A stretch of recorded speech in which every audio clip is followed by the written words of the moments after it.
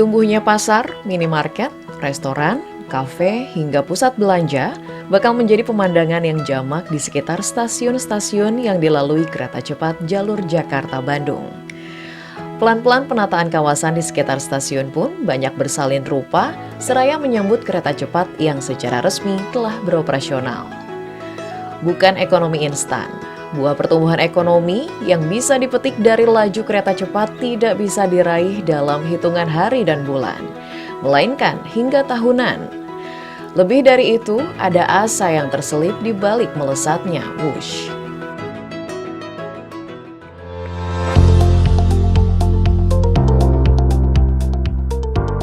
Seakan mendapat angin segar, hadirnya Wush yang menjadi penggerak utama peningkatan mobilitas masyarakat ke berbagai kawasan di Jawa Barat itu pun menjadi wadah baru bagi para pelaku usaha mikro kecil menengah UMKM di wilayah tersebut.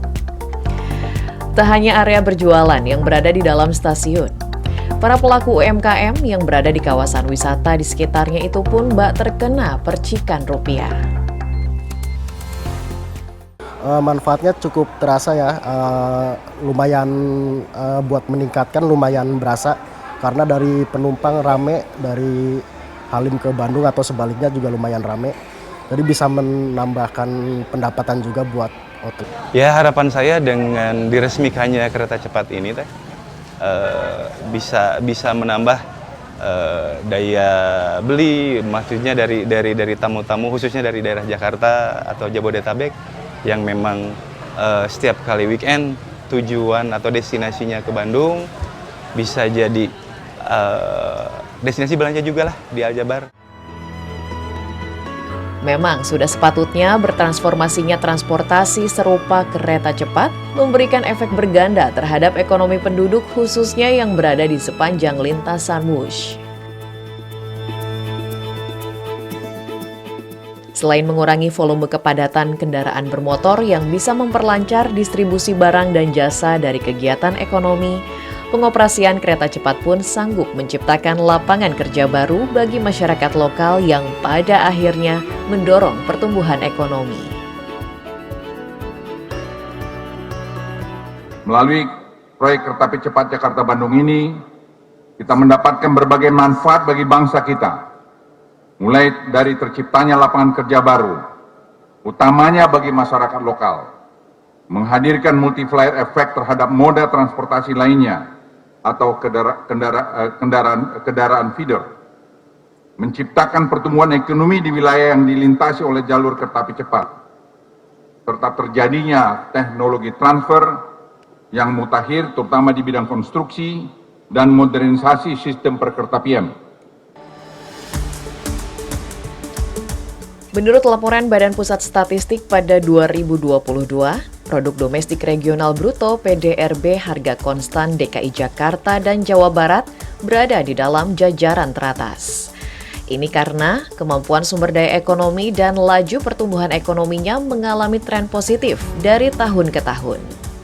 Dengan begitu, pembangunan kereta cepat yang berada di jalur-jalur potensial ekonomi seperti Karawang yang dekat dengan pusat industri, Padalarang yang stasiunnya berada dekat pusat keramaian, dan Tegaluar yang masuk dalam kawasan strategis nasional dapat memberi efek ganda terhadap sektor lain seperti ketenaga kerjaan hingga pariwisata. Tentunya tadi multiplier efeknya, tentunya harapan kami adalah tadi pergerakan ekonomi, begitu ya, pergerakan ekonomi. Jadi nanti kantor-kantor itu tidak perlu di Jakarta, tapi juga bisa di Bandung atau juga nanti di wilayah Cirebon, begitu ya. Itu yang bisa mempercepat hubungan, begitu. Yang kedua adalah juga meningkatkan lapangan usaha, ya, lapangan usaha. Khususnya memang untuk Jawa Barat, kita masih punya PR dengan tingkat pengangguran terbuka. Tentunya nanti dengan adanya lapangan usaha, pengangguran bisa berkurang, pendapatan bertambah, kemiskinan juga akhirnya menurun.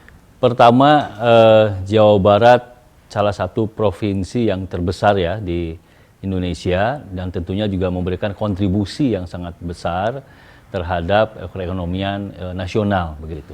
Nah, dengan gambaran itu hubungan antara dua wilayah Jakarta kemudian dengan Jawa Barat, khususnya PKN Cekungan Bandung saat ini begitu.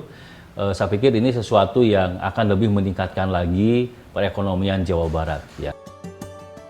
Agar ekonomi di dua wilayah tersebut mengalami pertumbuhan yang semakin besar dari adanya layanan kereta cepat ini, maka selain mengandalkan tingkat keterisian penumpang yang diperoleh dari penjualan tiket, pengelolaan pengembangan bisnis non-inti kereta cepat pun perlu disiasati dengan optimal. Artinya ini harus sinergi ya, jadi jangan hanya berpikir untuk katakanlah sisi tiket, itu penting, tiket itu tetap harus gitu, karena dengan nanti keterisian yang tinggi itu juga akan menarik untuk iklan-iklan juga bisa masuk ya, baik di dalam sepanjang perjalanan ataupun juga di dalam stasiun-stasiun itu, termasuk juga nanti fasilitas-fasilitas, misalnya kafe lah yang paling sekarang banyak ya di mana-mana. Kalau kita ke stasiun kereta api pasti banyak kafe di situ. Nah, salah satunya itu juga akan menarik perhatian begitu. Kehadiran kereta cepat Wush beserta seluruh infrastruktur pendukungnya diharapkan menjadi katalis bagi terciptanya reformasi transportasi umum di tanah air yang kian berkualitas, andal, dan aman. Proyek yang dirancang sebagai sebuah terobosan tersebut kiranya dapat mengubah banyak aspek penghidupan masyarakat Indonesia yang pada akhirnya mendukung kemajuan bangsa.